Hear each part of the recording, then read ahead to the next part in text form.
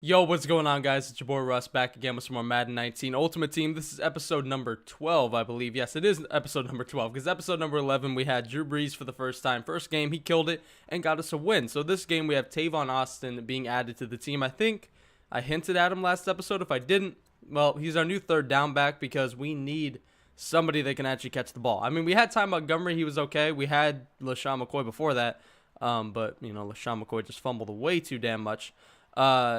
But Ty Montgomery, he was all right. He was just a gold, not really much we could really do with him. So I decided to go ahead and get Tavon Austin. I mean, he's actually, ironically, he's 2 overalls lower than Ty Montgomery, but he is better. He has 91 speed. Pretty much, solid stats all around. Just horrible carrying and horrible break tackle. Those are the only things that really bug me. It's kind of ironic I got rid of LaShawn McCoy for fumbling, and then Tavon Austin has really low fumbling as well. But you know what? That's the way it is, man. 91 speed is enough to make up for that, so hopefully he does not fumble too much.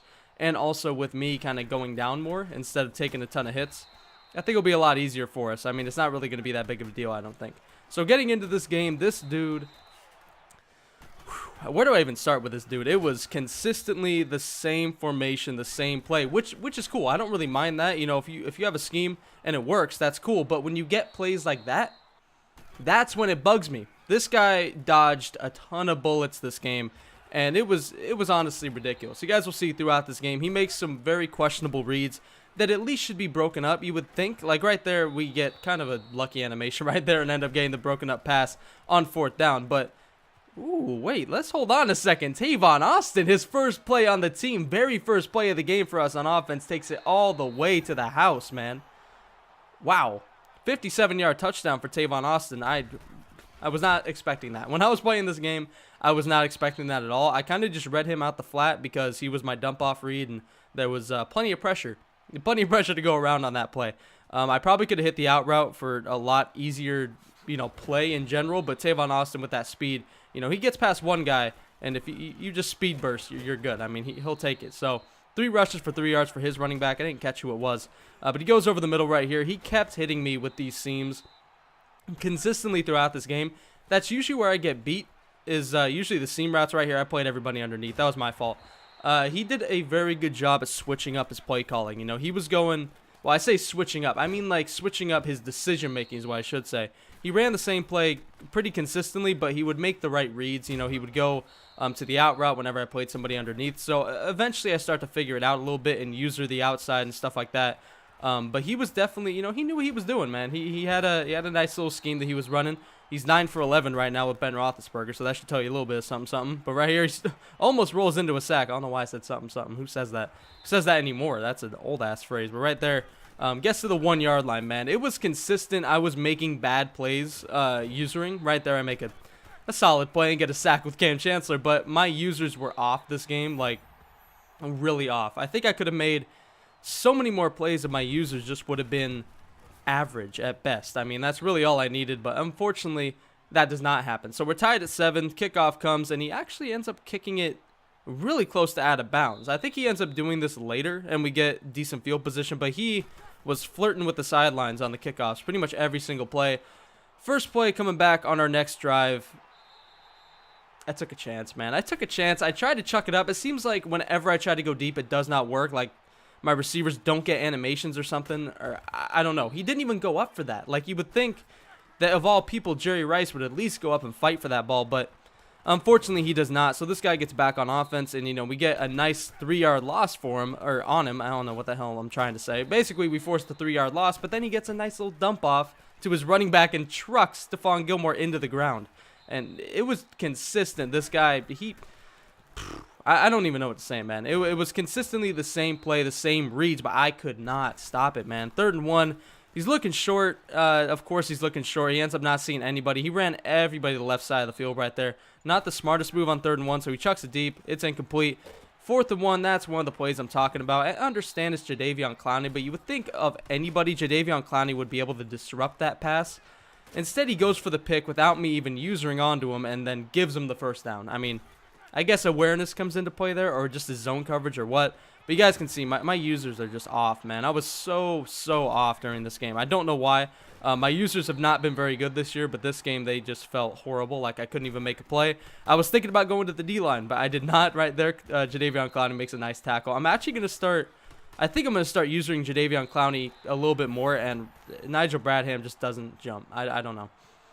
I call a timeout probably because I smashed my controller on the ground, but Nigel Bradham does not jump. He ends up going up 14-7. But as I was saying, I was thinking about actually using or usering Jadeveon Clowney more because I'm not really getting picks. And at least Jadeveon Clowney's 6'5" with not great zone, so I can just kind of flip-flop Clowney and Wagner, and maybe, I don't know, maybe I'll do better with Clowney as my user. Even with worse catching, I feel like I'll get the same amount of picks or make the same amount of difference in that game. But we end up getting the ball. As I said, he kicked it out of bounds, but we get it at the 40, and I tried to chuck it up. I think we had John Ross, maybe. I don't know if I look back at that play if I did have him or not. I'm pretty sure I did. I think I user John Ross outside, and I thought I had him, but I wasn't able to get the throw out there. I think I ended up getting hit or running into my lineman or something, man. The pocket was closing in. So we ended up getting nothing before half, but, I mean, there was only 10 seconds left, so what can you expect? But we actually start moving the ball a little bit here, man. I start making some decent reads. Tavon Austin gets a couple right there. Gets about 5. But this guy continuously ran the same defense as well, mainly against my split close. It's like he had a specific defense, for a couple of my plays. But right here we have him. We have Doug wide, and the corner makes a nice play. He dove in to smack that one away. We barely missed that though. That could have been a touchdown, honestly. Right here, we tried to go to Antonio Brown, and close but no cigar, man. I mean, we tried to playmaker him, it just didn't really work. Go to the outside. His players are making some really good plays. I wish my players would make just, similar plays on the animations. Like the animations for me just annoy the fuck out of me. 4th down, we go for it because we're mad, and I couldn't make the field goal from there, so I just chuck it into coverage because nobody was open. Absolutely nobody. Good defense by him. He ends up getting the ball back. Right here, Jadeveon Clowney. Let's go, man. I told you guys last episode he does not get a ton of picks, but when he does, they're timely, and he does get one right there. Jimmy Graham coming out on offense, getting us a decent gain. Jimmy does not do much in our offense. I think I've said it before. He does fumble. It seems like a decent bit, but you know what? He's all right. He's all right at tight end. I don't use my tight end a ton just because split close doesn't even have a tight end half the time, and Jimmy's just 6'7". That's why I end up subbing him in sometimes. But my tight ends don't do much else than block or are used on like one of my under center plays, and that's really it. Taking the hit right there. I've been trying not to take hits, but I just continue to take them. That sounds really weird. I think we have Jimmy Graham in the back of the end zone, but then I noticed Tavon Austin is wide open out the backfield, man. That was way too easy. 92 speed or 91 speed, whatever he has. Anybody that was even close to that play was gone. I mean, 60 speed could have gotten in from there. So that was an easy touchdown.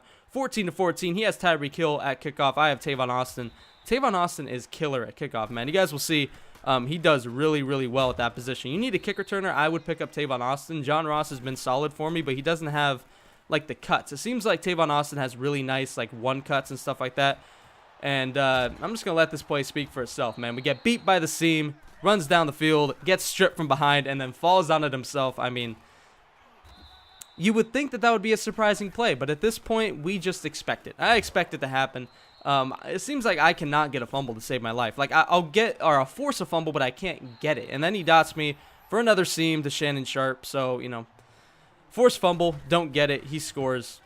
What are you going to do? 21-14. We end up hitting the kicker because when I get mad, I hit the kicker. Most of the time, I make sure it's going to be good because if it's bad and I hit the kicker, or if it's, missed and I hit the kicker, then, that's sad. But 21-14, 2 minutes and 30 seconds left in the fourth quarter, man. We hand it off to Tavon Austin.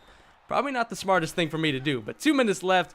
Time for us to clutch the fuck up, man, and we chuck it up deep. Again, I don't think that Drew Brees has that great of throw deep, and I say that, and then he nails it to John Ross. It's just Jerry Rice. Jerry Rice doesn't go up for the ball. Jerry Rice doesn't make plays on the deep ball. He makes plays everywhere else, over the middle, short, but Tavon Austin, John Ross, ends up, getting a huge play for us right there. Tavon Austin trying to run the ball. Chris Carson trying to run the ball. 2nd and 8. We stick to what we know. Stick to what's been working all game. We stay in the split close. And sure enough, on 3rd and 5, we see circle. We see Antonio Brown. He's wide. That's a touchdown. 21-21 is going to be the score in this game. I was contemplating going for 2. I really was. I decided not to for multiple reasons. One, if I don't get it, I do have 3 timeouts, but there's only 30 seconds left. And, I don't really mind going to OT in this game. I feel like I should have won this game. I feel like I've played better. This guy has done really well, but he's dodged some bullets, man. You know, some really questionable play calls that probably should have been picked, at least 2 in my opinion, and definitely 1 that would have changed the game early. But you guys will see another read that he makes here very shortly that just pissed me off. Second one, smart play, goes deep to Tyreek Hill, but unfortunately for him, it is not completed. Stephon Gilmore makes a nice play. He seems like he's been playing better, Stephon Gilmore. But right here, man, how does Cam Chancellor not jump when I click onto him and press triangle? And this dumbass goes for it on 4th down. I don't know why he went for it. The smart move was for him to just punt, but I couldn't just play short. I figured that's what he was going to do. I had to play deep. He went for it, barely got it, bounced off his receiver's hands. We're going to overtime. So he goes for it on 4th.